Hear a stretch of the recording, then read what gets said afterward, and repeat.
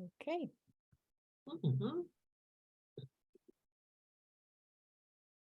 Hello,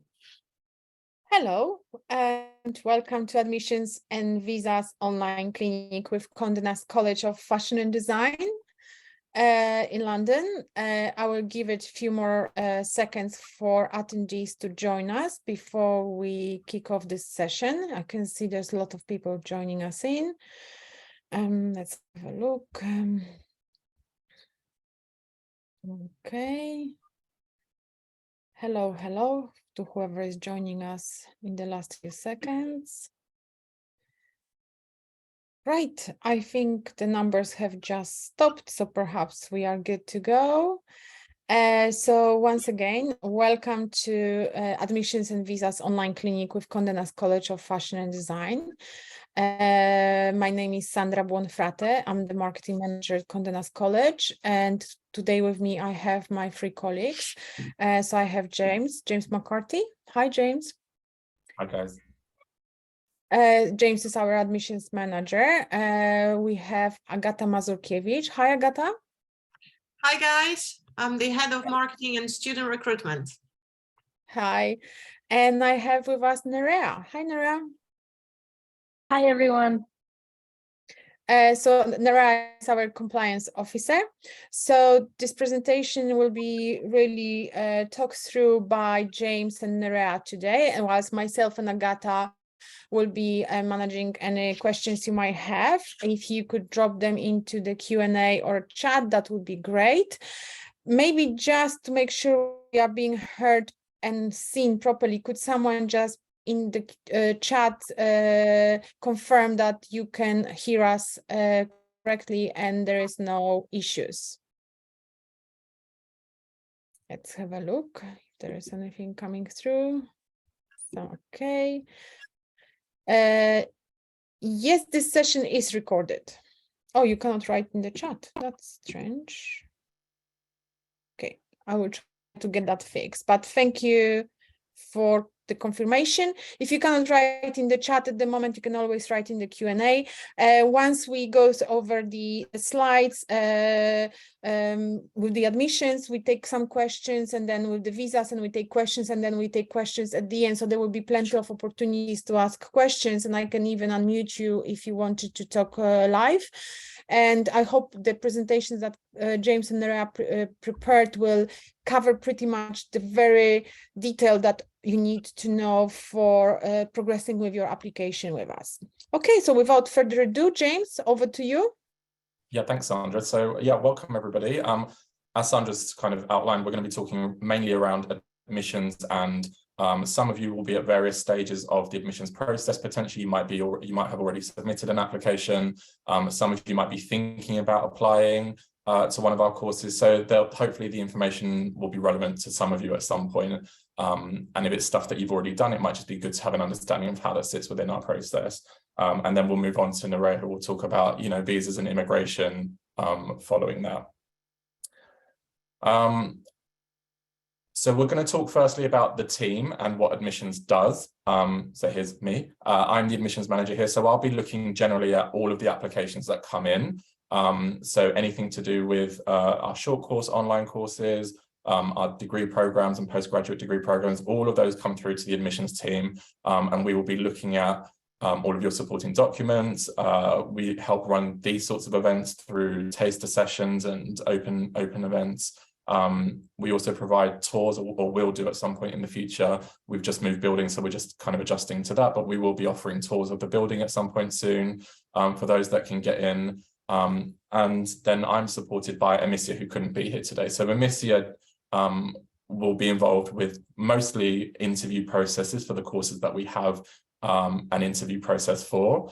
But she'll be engaging with all of you at some point throughout your application journey in terms of potentially missing documents, or if there's queries that you've got around the courses that you're looking to apply to.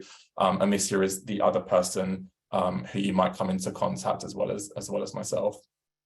And then we have Sandra and Agata, who are on the call today, who work within the marketing and student recruitment teams. and they really help and support the admissions processes that we do within the college. So again, when we are busy and when there's lots of queries coming in, you know, as courses start to come up for their start dates, they'll be helping with all of that kind of student management inquiries as well. So there'll be people that you'll potentially be dealing with. And we have Nick, who is our technology director. He supports us more on the back end, so things like payments and issues with our system, help getting you set up if there's any potential issues that you're having, logging back into your portal and things like that. At the bottom there, you can also see the interviews that we have for our BA programs and our MA programs.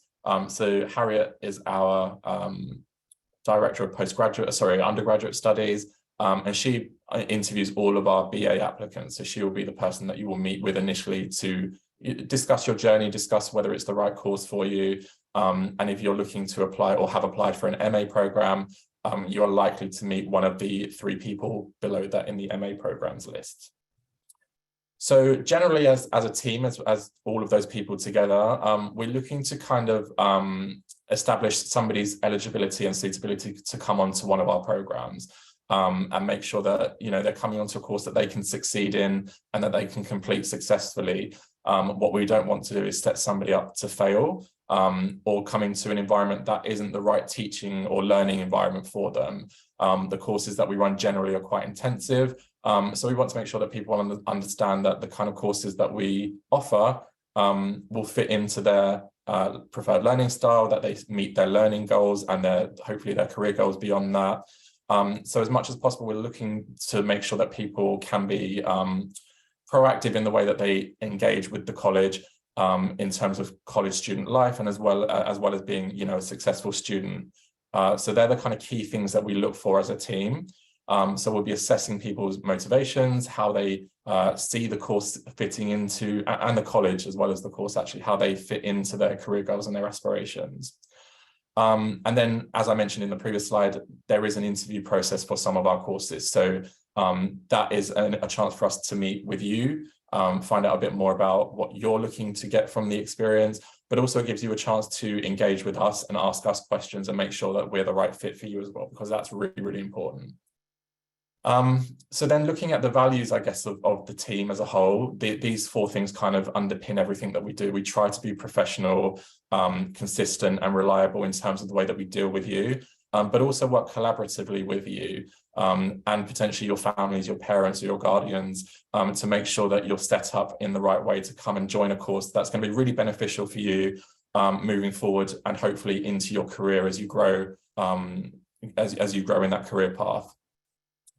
We aim to be constructive, and what that means really is that we want to be reliable and trustworthy in the way that you deal with us, and help you become part of the college, the kind of Condé Nast College, and become part of that bigger community.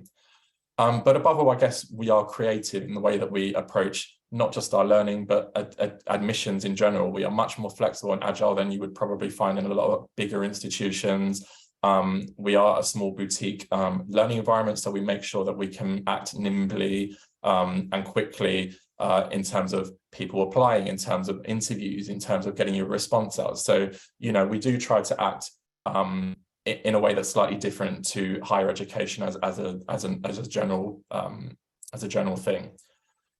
So all of that then kind of feeds into our mission, and our mission really is to be kind of student-centered. That's the main thing that we aim to be. We want to make sure that you're coming onto the right course, that you're feeling really good about the journey that you're coming into, and that you're coming onto a career that you're really excited about, and of course you're excited about. We aim to be the best at what we do, and by being small, by being agile, by being creative, all of that helps to form that goal really as to being really kind of best in class. And we aim to make sure that our student base is really diverse in terms of not just, you know, diversity in ethnicity and age and gender, but also the kind of facilities that we provide to students and the kind of skills that they bring. So we have creative students, we have entrepreneurial students, we have strategic thinkers, we have journalists. So all of that kind of builds into a really diverse environment and student body that you'd be coming into. And so our vision then overall, with all of those things in mind, is to work with members of the college, that includes our student base, and with Condé Nast, the kind of bigger brand, the brand that, you know, runs Vogue, GQ, the New Yorker, to really transform the lives of our students and hopefully their careers. And that's what we're really here to do, is to make sure that you go into a career that looks the way that you want it to, and that fits within your skill set going into the fashion industry. So hopefully that's given you a bit of an overview as to how we work and what we do. We're going to look now at kind of specific program entry requirements and guidelines, just to kind of give you a bit of an overview as to how that looks. So looking firstly at the courses that we run, we have our undergraduate courses, our postgraduate courses. So hopefully you would have looked at these online. Our online courses, short courses, and our Vogue Summer School as well. Hopefully you will have had a course in mind that you're looking to apply for or have already applied for. And this forms, you know, the body of what we deliver. Everything is around entrepreneurial fashion, fashion media, luxury lifestyle, and all of the facets within the industry that can help you move forward to a successful career. So we'll first look at the what we call our short courses, our book and pay courses.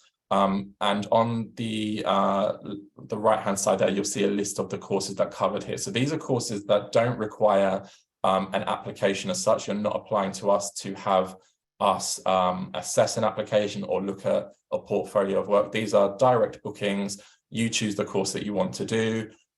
You fill out the the booking form, pay your course fee, and then you're on. So it's a really straightforward transaction. These courses don't have any kind of selection process over and above the age requirements. So the minimum age for most of these is that you are 18 plus. We do have our Vogue Teen Festival, which is right at the bottom on the right-hand side there, which is for 15 to 17-year-olds. And that's aimed at that kind of younger audience. But everything else, you need to be 18 or over at the beginning of the academic year. For online courses, admissions plays a function in terms of getting you your welcome packs, which we would normally send out 2 or 3 days before the course starts. So it's a really straightforward way of looking at a course that you're really interested in, a particular area of the fashion industry that you would like to study further.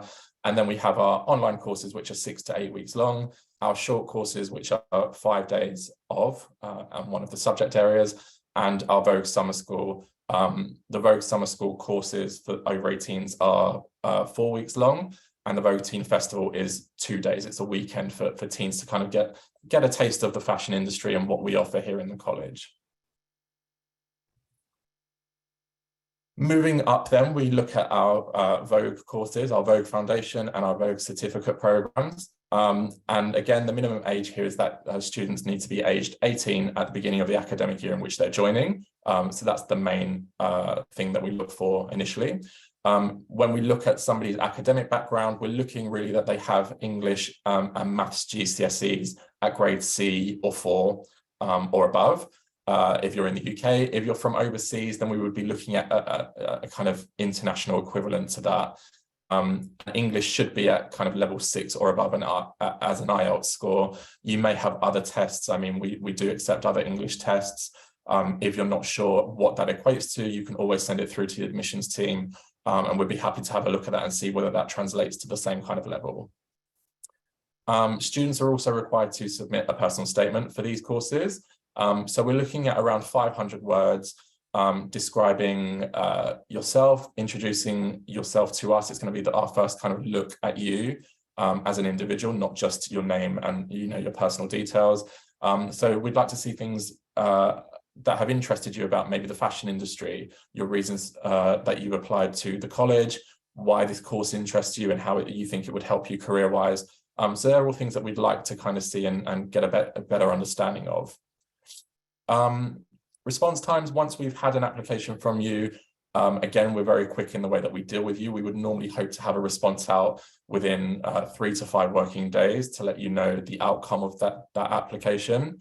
And we would normally send that by email to let you know whether you've been offered a place or not. And then once that offer comes to you, we would then expect you to make a decision within 6 weeks or so, 6 to 8 weeks. We would expect somebody to either decline or accept the place, hopefully accept.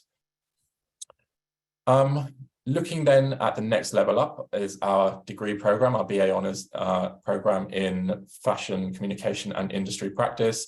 Again, the age limit is, or the age requirement is the same, it's 18 plus at the beginning of the year. And then academic guidelines, you can see that these are the kind of academic entry requirements that we do look for to come onto a degree program. So we're looking at 3 A levels in the UK at grades B or above. And again, we will accept international equivalents. For the international equivalent qualifications, we do expect and ask for something called a UK ENIC statement of comparability. And maybe actually one of the guys can type that in because it's quite a long title. Maybe somebody can type that in the chat so you have that. You can just Google that and it will come up with the relevant body that runs that. But that effectively tells us what your international qualification equates to on a UK standard. And then once we've got that, we've got confirmation that you've reached that kind of A-level equivalent, we can hopefully progress your application.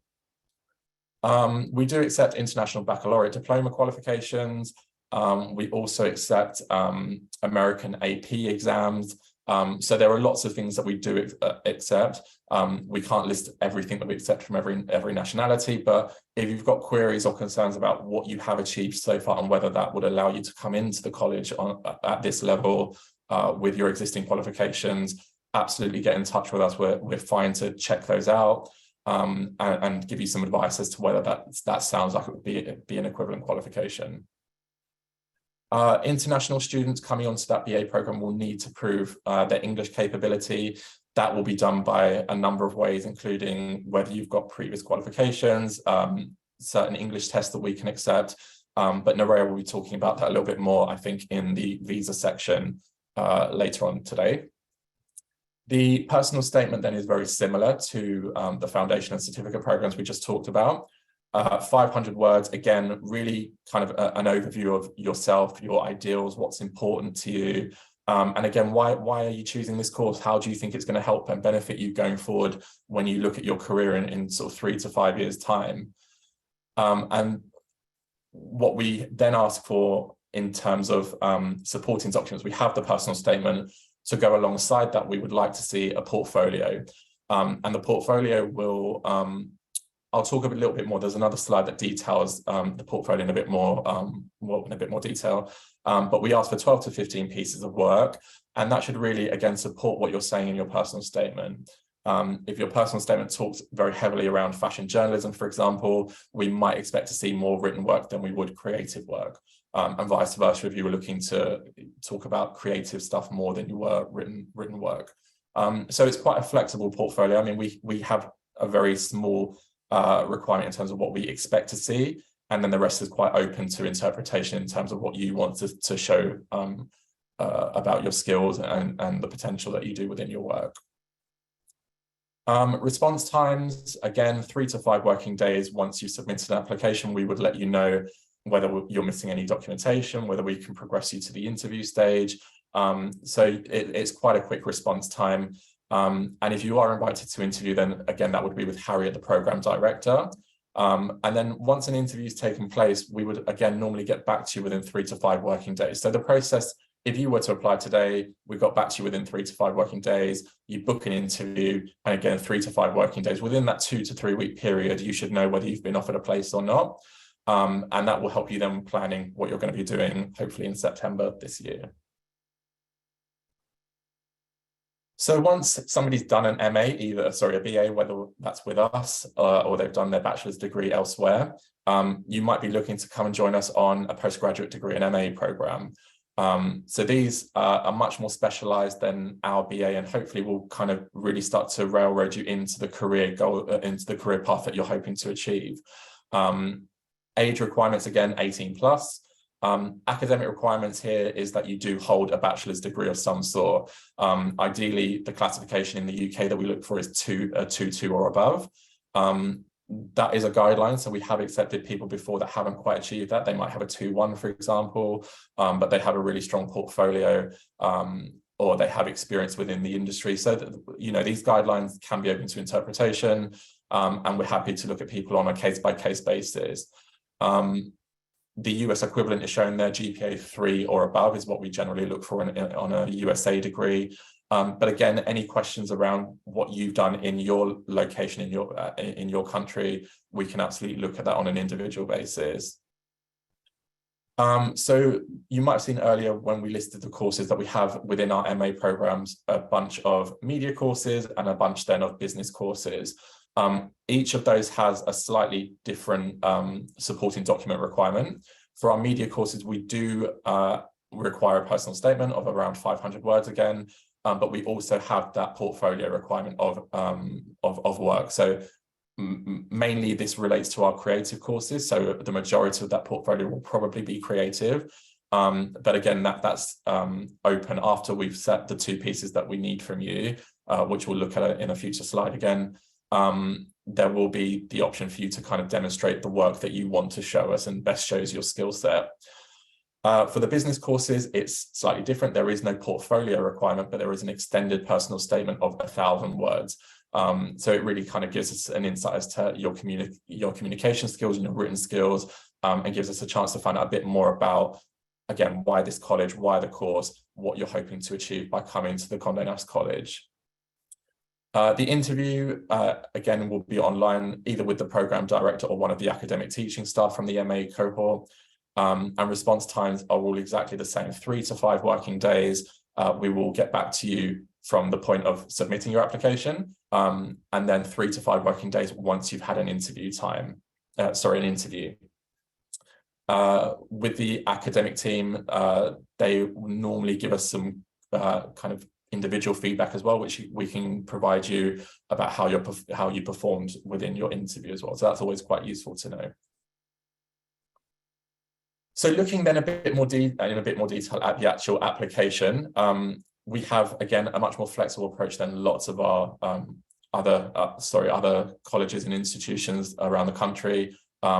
We open our application window a lot later into the year. So we are still accepting applications for all of our courses at the moment. That's our MA programs, BA program, all of our foundation and certificate programs. Everything that you see on the website is still open. So if there's a book or an apply button, absolutely feel free to submit an application. But really, you'll be looking to hopefully choose a course that's of personal interest to you. So that's the first thing to consider is after today, if you haven't already applied for a course, really look at the content of the courses that we have on our website, look at the course structure, and see what works best for you in terms of what you're looking to get out of the courses. And then also make sure that you meet the entry criteria. That's kind of really important. Check the required documentation that we ask for. So it's all pretty straightforward. It's a copy of your passport, a copy of your transcripts, and any academic certificates that you've got. We're mainly interested in your kind of highest level of achievement so far. So, you know, if you're applying for an MA, we'd like to see at least your BA certificate or transcript. If you're on program still and you're still studying that particular course, you might have letters of from the college or the university of what you achieved so far or your grades so far. Anything that kind of gives us an idea of what you're doing academically at the moment would be really helpful.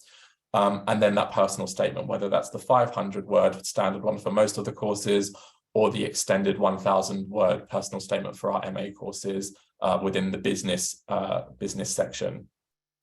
And then some of our courses, like I mentioned earlier, will require a portfolio. So just make sure that you're looking at the course that you're applying for, checking what those required documents are.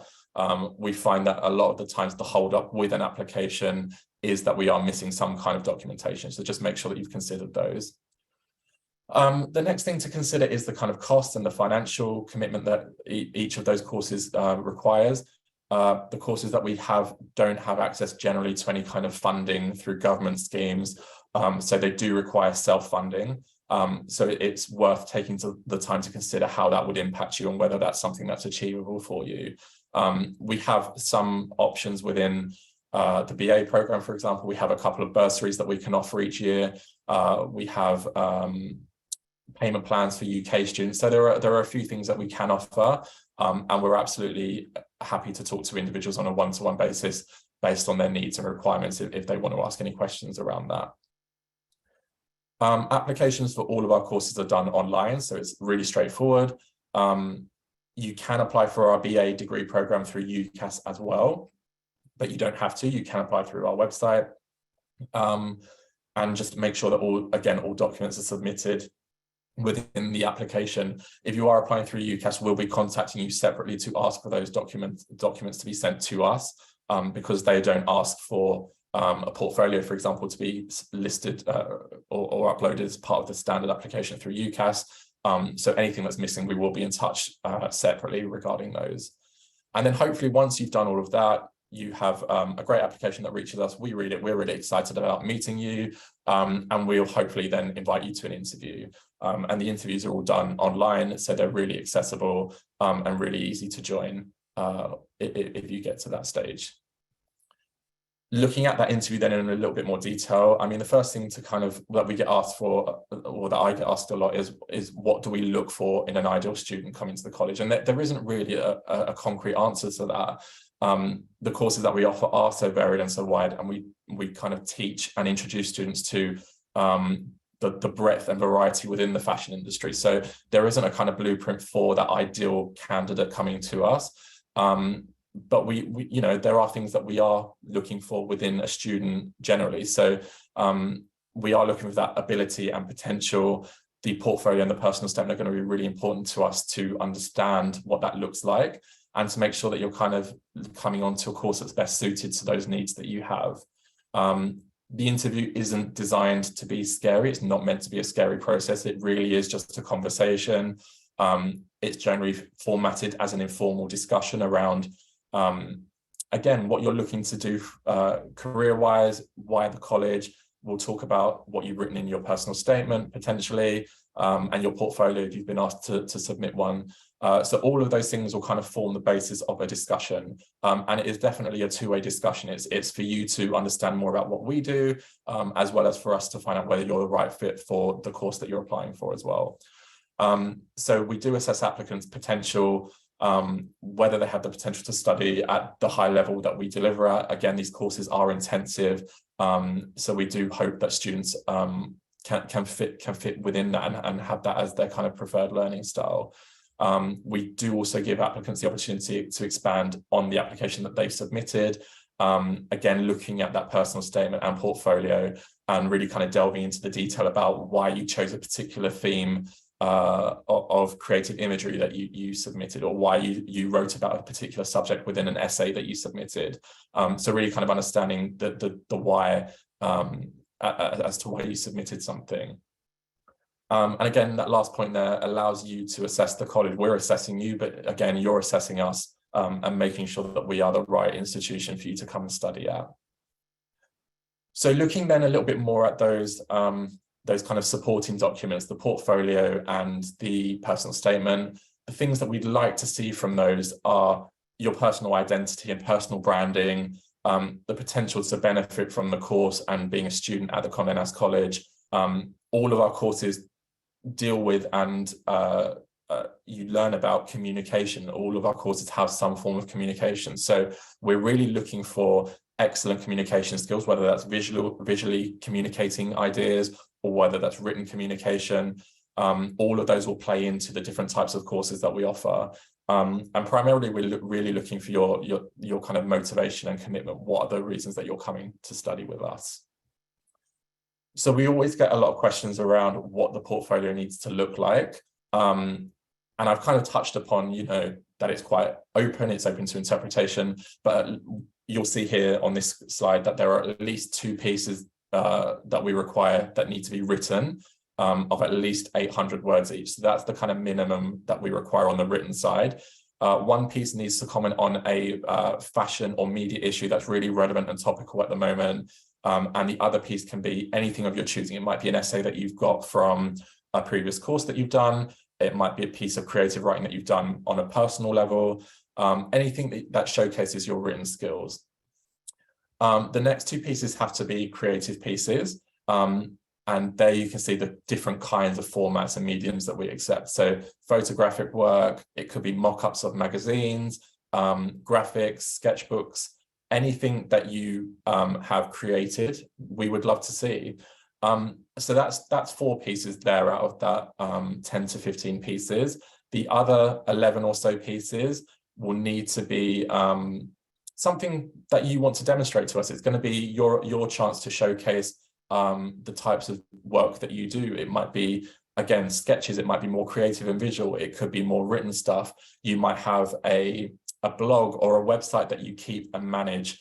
You might have a really kind of creative Instagram feed that you want to include, or you might do podcasts. So it's really, really open. And we'd love to see all different types of work coming through to us, because there is a place for everyone within the fashion industry, whether you are a communicator through podcasts and you talk verbally, and that's the way that you want to communicate and you see your career going. All of that stuff really plays into journalism. Journalism isn't just, a book or a magazine that you open and read. We are really looking now at social media content, podcasts, video, magazines still, and print. So there is a wide scope for people to kind of break into this industry, and we'd really like to see how that plays out in terms of our applicants as well. So I mentioned earlier around fees and funding and the requirement to self-fund courses at this college. So we're going to look a little bit at kind of fees and funding here. For our book and pay courses, it's really straightforward.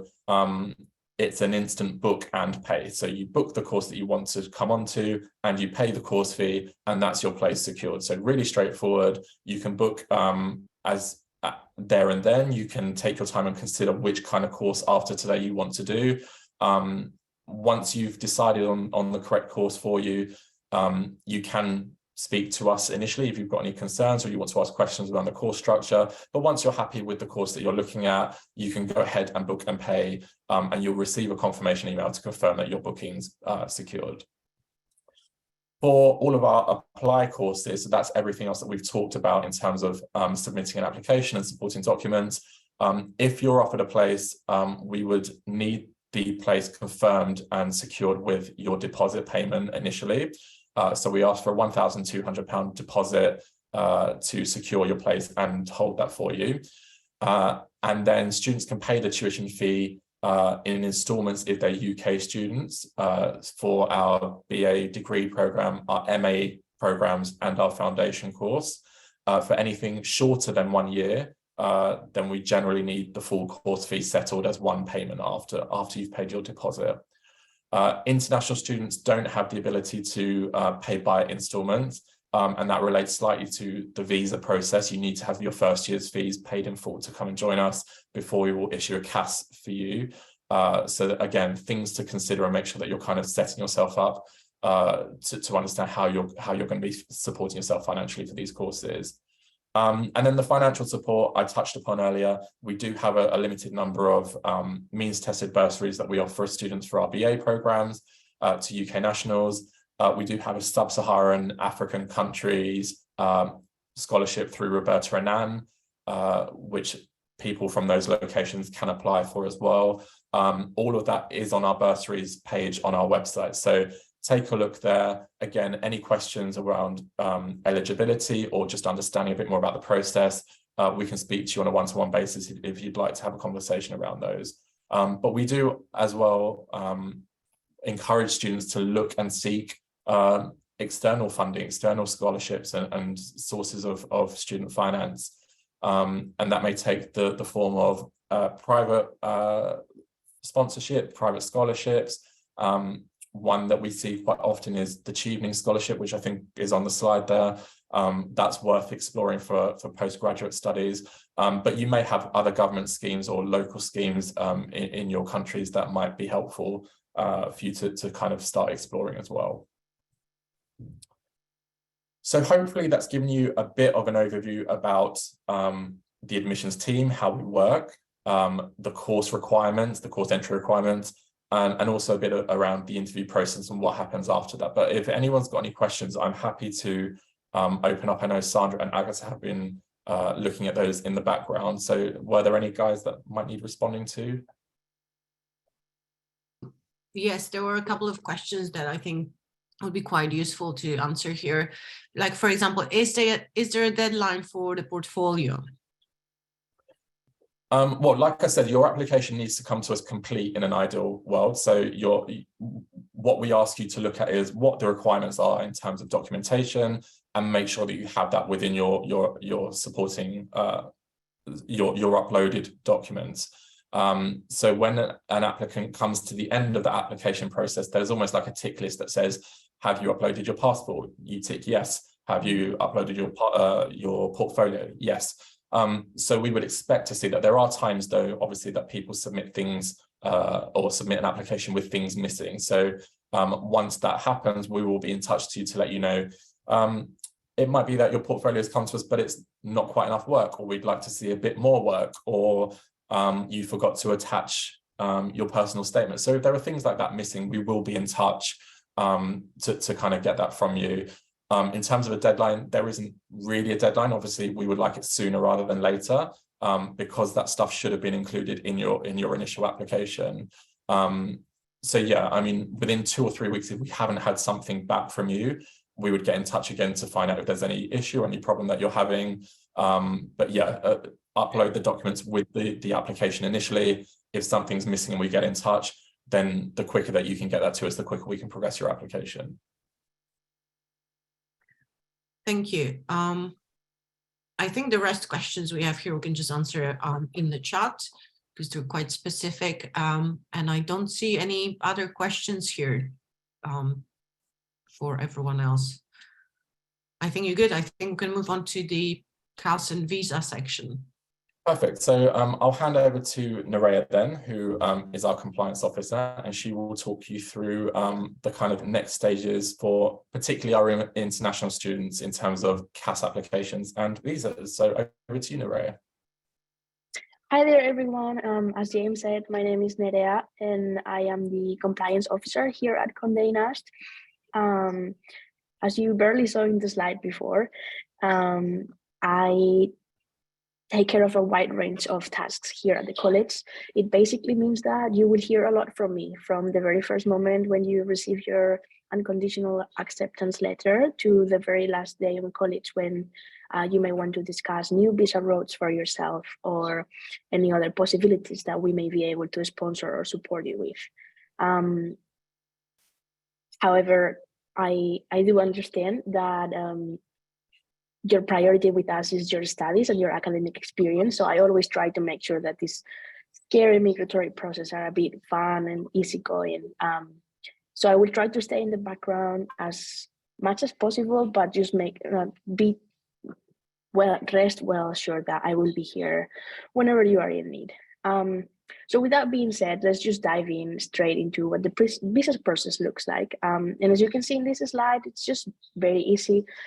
3 steps that are staying between your admissions process and arriving to the UK.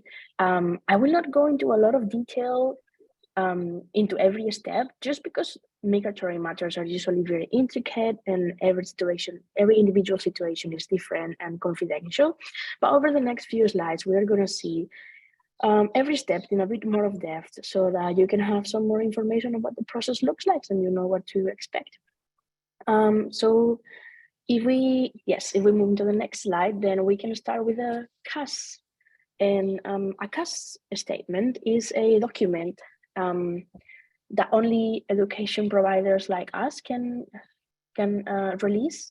So with this CAS statement, which is basically a document that says that us as an education institution want to sponsor you to come to the UK, we are working in a partnership with the UK government and the Home Office to make sure that you can have access to the student visa route and you can come and study with us.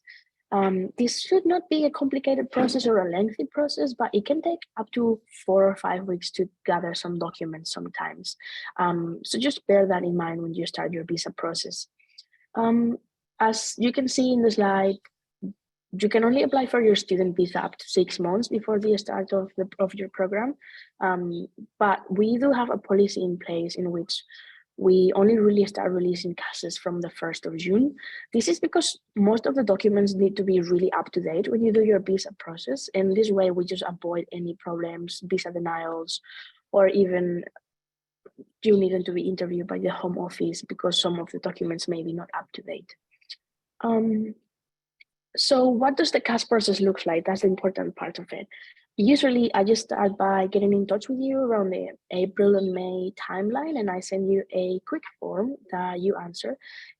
Those are simple questions about your migratory history and what you're planning to study with us, just so that we can just make sure, as James said before, that this is the right course for you and that it fits all of your educational and professional needs. And once I gather all of that information, I study it, I review it, and it just allows me to just kind of tailor the experience you're going to have through your visa process. Right after I get that form filed in, I do send you another email so you can schedule some meetings with me. These meetings can be as short or as lengthy as you need, but I usually just review with you what are the documents that you're going to need in your visa application. We look at them carefully, we can see some templates, we can discuss different options because you may have something that may work or there is something that needs a little bit of tweaking. So as I said, this is just an opportunity for you to ask as many questions as you need, show me as many documents as you want, so that we can get the CAS process started. As I said at the beginning, these are documents that we should all have, and that you should have presented us already in the application process. So it shouldn't take us longer than a week or two to have the CAS application ready. But in some cases, like the financial documents, you do need to let the money mature in the bank. So there are some cases in which we will have to wait for about 4 or 5 weeks until a document is ready. This may be a good opportunity to mention to all of you that the UKVI and the Home Office require all international students to have some savings in a savings current or checking account, in order to provide just proof that they have access to that money. How redundant. They ask you to have £12,006 in your bank account at all times during the process of your visa application, so that you can show that you can cover for yourself during your studies in the UK. So this will be a good moment for you to start thinking whether you want to have that in your account or your parents' account. There are other options as well, like sponsorships and scholarships. Again, I'm very happy to discuss that with all of you individually. And then we can talk about some of the other documents that we may need to look at during the CAS process, as the English language requirement. Most of the students have an academic English test that they have done in the past, like an IELTS or a TOEFL. But we can accept other documents like an international baccalaureate or some other international studies that do convalidate to the UK's A-levels and GCSEs. And of course, the evidence of qualification, that will be your official diploma from your graduation, either from high school or from your BA or even your previous MA. We can accept both your diploma and your transcripts. This is a good thing to know because usually, especially in the United States, some diplomas are released in Latin, but you may have some transcripts that were released in English. So that just makes the process a little bit easier. And then those are like the main documents that most students are going to need, but there are others that may need some tuberculosis tests, or even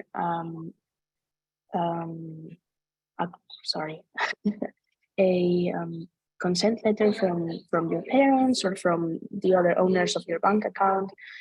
So again, we will individually study all of your needs, and we will try to make sure that you have the strongest application possible.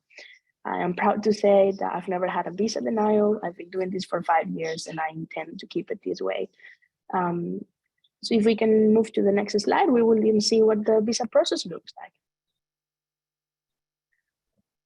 So that was all about the CAS application. It may sound a bit confusing, but once you have your CAS, the CAS has a CAS number and you can apply for your visa. Once you have provided me with all of the documents for your CAS application, then I will process it with the UK government. It may take between 5 and 10 days for me to finish the whole process and make sure that nothing is missing. But then I will provide you with the CAS number, and with that CAS number and your unconditional acceptance letter, you will go into the UK website. I'm going to ask any of my other hosts to please share in the chat the UK page for the student visa, so you can have a little overview of all the process from a government perspective. But yeah, you will apply purely online. Most of the questions they are going to ask you are already answered in the CAS.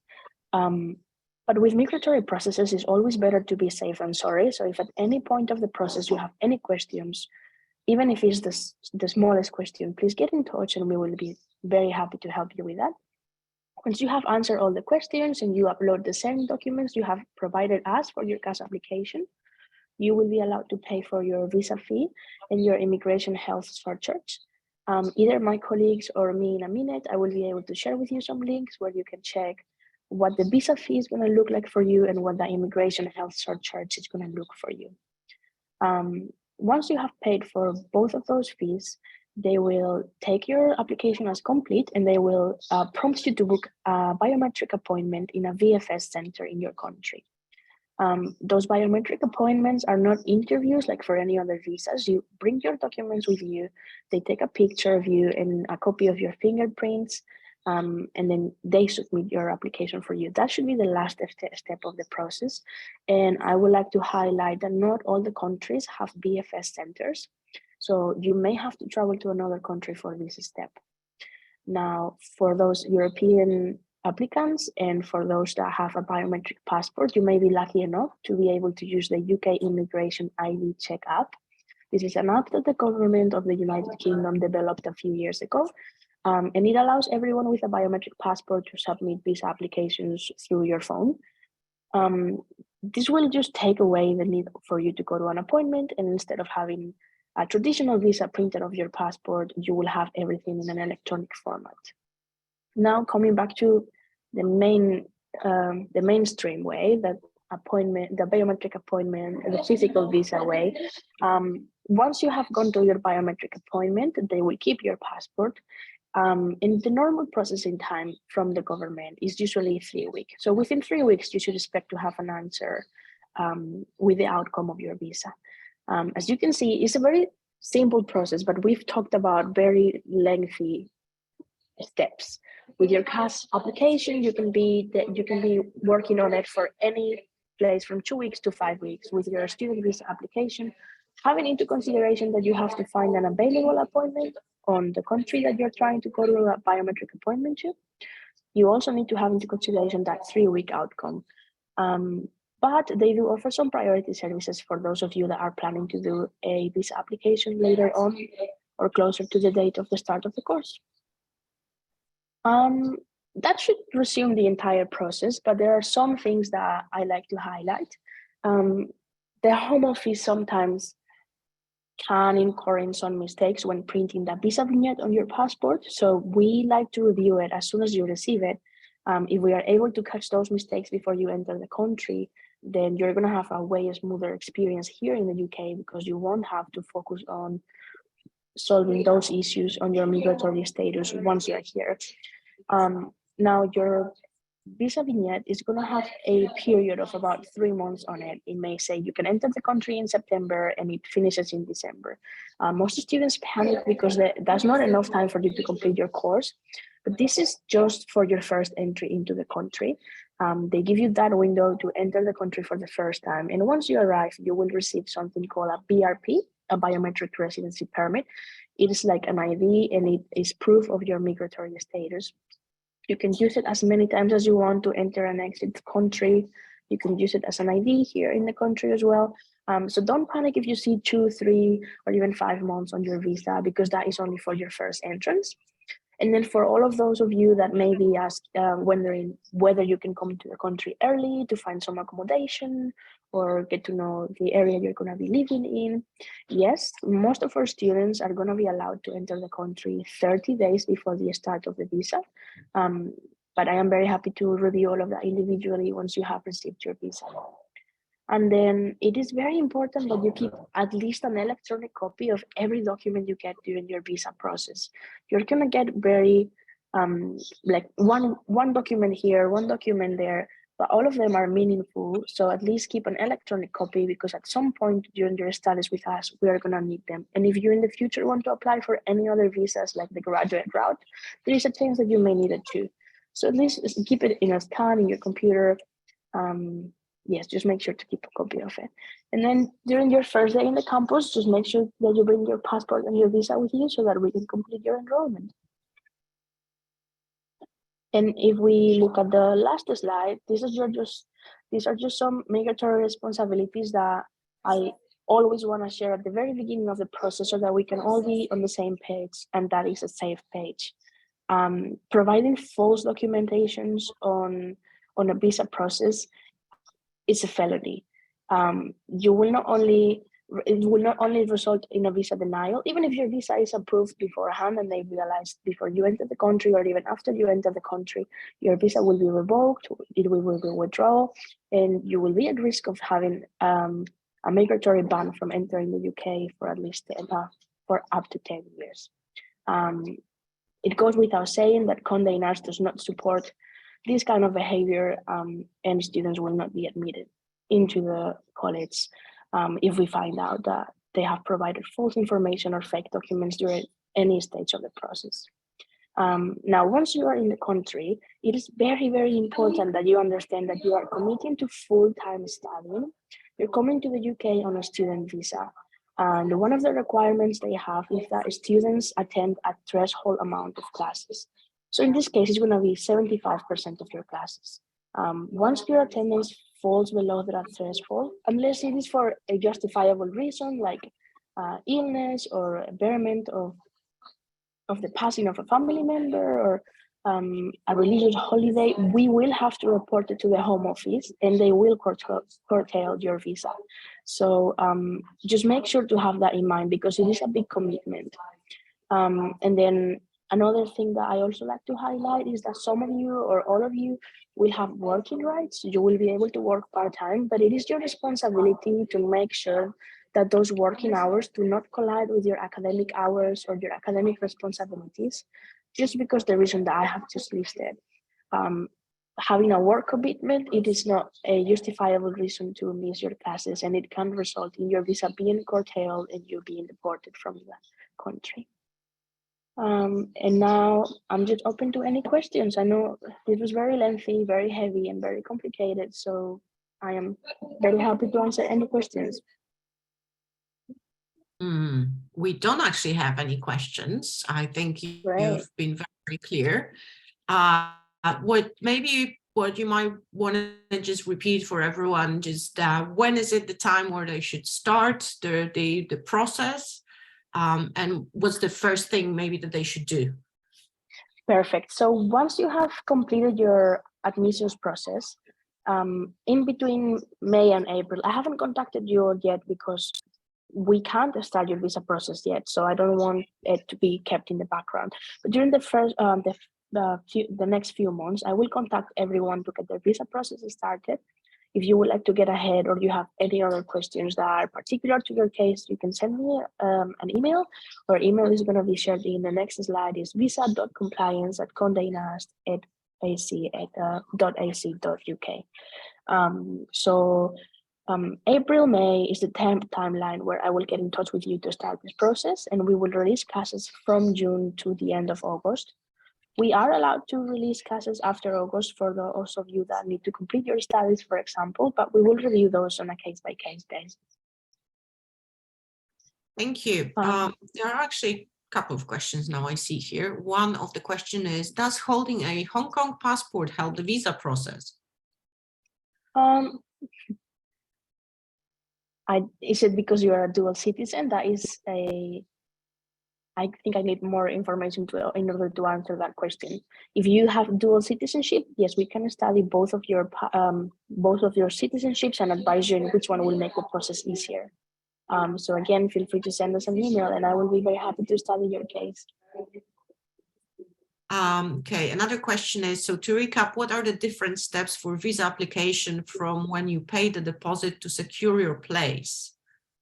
Okay, so once you have paid your deposit to secure your place, you have to wait until that period of May and April where I get in touch with you about your visa application. However, we are not allowed to release any classes until you have paid your full tuition fees. So that may be something to consider. And that when that May and April process begins, I send you that form where you tell me a little bit more about your immigration history. We have a little interview. They are called credibility interviews, where I answer any questions you might have. You answer some questions about your migratory history again. We discuss the documents for your CAS application. We give you your CAS and your CAS number, and you apply for your visa. Thank you. Another question. Do you need a visa to apply for housing? When do students begin to look or finalize housing options? I'd say that's probably James, you might know more. Yeah, I mean, you don't need the visa to start looking at accommodations. You know, accommodations do get booked up quite far in advance. So the earlier that you can start looking at that, if you are considering coming to us, then we would advise absolutely start looking into that sooner rather than later. At some point, they will need confirmation that you are coming to the UK to study and that you've got, you know, an offer letter to study with us. And at some point, once you arrive here, I'm sure they will need a copy or some kind of documentation or a kind of record that you are allowed to be in the UK legally. So I think that will happen once you arrive in the UK, but essentially looking for and confirming a place to come and stay won't be an issue in terms of waiting for a visa outcome. Yeah, hopefully that makes sense to you. Thank you so much. Another one. Is the tuberculosis test compulsory for all international students, or is it dependent on where the student currently resides? Yes, so the tuberculosis requirement is not for all international students. There is a list of countries that the UK government requires this test from. I can share a list in the chat so you can check whether your nationality is included or not. It is important to know that even if you are not a resident of this country, if you've been there for a long period of time over the last 6 months, you may need it as well. So we can discuss that individually as well. It is important to notice that they don't accept any tuberculosis test or even your tuberculosis vaccine, as many other countries will do. In this list I'm going to share with you in the chat, you can see all the countries that require a tuberculosis test, and if you click on them, you will see the very few clinics that they accept and trust for this requirement.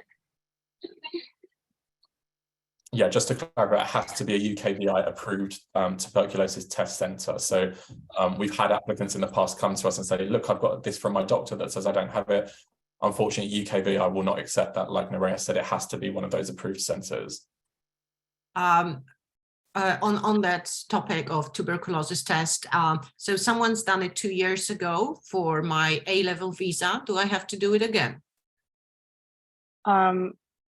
It depends on where you have been residing for the last 2 years. But if you have come back to your country ever since then yes. Thank you. On that note, do I also need to take the secure IELTS test for UKVI?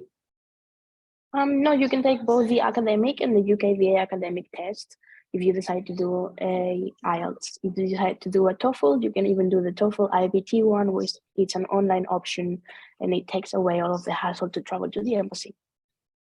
Thank you. Another question is about accommodation, whether we provide accommodation on campus. I'm happy to answer it. Unfortunately, we do not provide accommodation on campus. Our campus is quite small and functional in the city center, but we do have an accommodation page on our website, which has a list of various accommodation options across London. Because we are in central London, we're very easy to get to through public transport and other options as well. And there are a number of different accommodation options across London, from shared housing, student housing, private apartments, short-let hotel stays, and so on. We also, once you have an offer and you accept the offer, we also put you into the accommodation group, kind of closed Facebook accommodation group, where you can speak to other students who are also in similar situation and potentially try and share your accommodation. Okay, moving on. There is a question about the health insurance. Are there any health insurance that we provide to students? Which no, I'm so, not. Yeah. I mean, there is the immigration health surcharge that they pay as part of the visa application. And that's to cover all of the expenses that would be associated with any potential medical needs through the National Health Service here in the UK. Nerea, do you know how much that is off the top of your head? It depends on the course you're going to study. It's about £300 and £400 for a year. But yeah, the UK government doesn't have a requirement for you to have a private insurance, because through that fee, they will give you access to the national health system. So you will have access to that National Health Service facility, and you can access that at any time. We have had students that do want private medical insurance, in which case that has to be arranged separately yourself. That would be something that you arrange as somebody coming to the UK, get your own travel insurance. There's one more very specific question around CAS. That's for you, Nerea. Do I need to provide confirmation of academic progression / explanation why no academic progression for issuance of CAS? Is it referring to graduation certificate for MA courses particularly? I'm a bit confused by the question. If you go to Q&A, I don't know if you're gonna explain a little bit more. If you're gonna study a second master's, then you should provide with an explanation why this is academic or professional progression. However, I think both at the admissions process and at a compliance and visa level, we will try to assist you with that, because as James was explaining at the very beginning, we want to make sure that this course works for you. So from the very stage of the personal interview or personal statement, you will be trying to explain why this is a progression for you. Yeah, and feel free to that person who asked that question. Sorry, I can't see it, but if you want to provide a bit more information, have us answer it here, then feel free to. If not, you can obviously contact Nerea separately if you want a bit more information around that for your individual circumstances. And now the last question that is not really related to visa, but more so our location. So currently we've moved to Bloomsbury, Bedford Square, where we are next door to Sotheby's Art Institute. And in fact, we partially share the building. It's not just the Sotheby's building, it's also our building now. And the question is whether it will be a permanent location of the school. Well, it will be for another few years, I believe. We're also going for another additional building that is just around the corner that's being prepared for September start. So those students starting in September will also have another building to use. And I think there are potentially some grander plans for later on, but that's a few years down the road. But the imminent future is that it's the building we're in now at Bedford Square, which is a beautiful Georgian building, as well as the brand new modern building at Newman Street that will be available from September. So I hope that answers your question. And do most students live very close? That's a good question. I think it's a mix. I think actually yeah, I think it's a mix. I think some live relatively close, some a little bit farther, but I don't know 100%, I must say. I would say the affordability. So obviously the closer that you live to central London, it's going to be much more expensive. There are student accommodations buildings literally 5-minute walk away from where we're located. But they will obviously be a lot more expensive than somewhere in West London, for example. So it's going to be down to you about what's important. Is it going to be being close to the college, or do you not mind having a bit of a longer commute and traveling slightly outside of central London? In terms of accommodation, while we don't arrange accommodation, we do have that page that Agatha mentioned on our website that talks about accommodation options and lists some partners that, you know, it would be worth exploring potential accommodations with. But we are happy to advise on any accommodations that you might be considering. It might be that you ask us, is it generally considered a safe area, or what's the commute like? Do you know much about it? If we can help and if we know anything about it, we're absolutely fine to provide any information that we can on it. So feel free to kind of ask us those questions if you're ever unsure. And also, I just wanted to add that if you have an offer from us and you accept it, you will be more than welcome to join our private accommodation group for potential applicants, and you can basically find a flatmate or even connect with students who are currently studying with us, who might be passing on a flat or accommodation, and be able to connect that way to find somewhere. Also, we had few students who arrived in September and still couldn't find anything because they arrived very late, and other students already had accommodation and they started to chat, and one thing led to another. Either they helped them or they had a space in their flat as well. So there are all sorts of many options that you can explore. Just mentioning one more time about the accommodation group, you need to have an offer and you need to answer all the questions that we ask in that group in order to be admitted. Otherwise you don't get admissions, because it's a pretty self-regulated group, and we want to make sure that only students are there. Yeah. I don't see any questions. No, I think we're done. No questions in Q&A. Please be reminded that we have sent some useful links into the chat function for all of you to access. But yeah, I think at this stage we're past the time now, and we went through all of the information that we wanted to share with you. So hopefully you found it useful. Hopefully we'll see you in September. And or summer, because there are applicants here from all sorts of courses, I believe. Oh yes, so hopefully we'll see you in the college or online. Yes. Studying with us. But if you have any questions, please contact us. Any of the channels that you'd like to use to contact us are fine. We're monitoring our social media, so you can send us a direct message. You can send us an email to admissions@condenastcollege.ac.uk. You can fill in or to visa compliance at condenastcollege.ac.uk, or you can fill in our inquiry form on the website, which also gets to our team.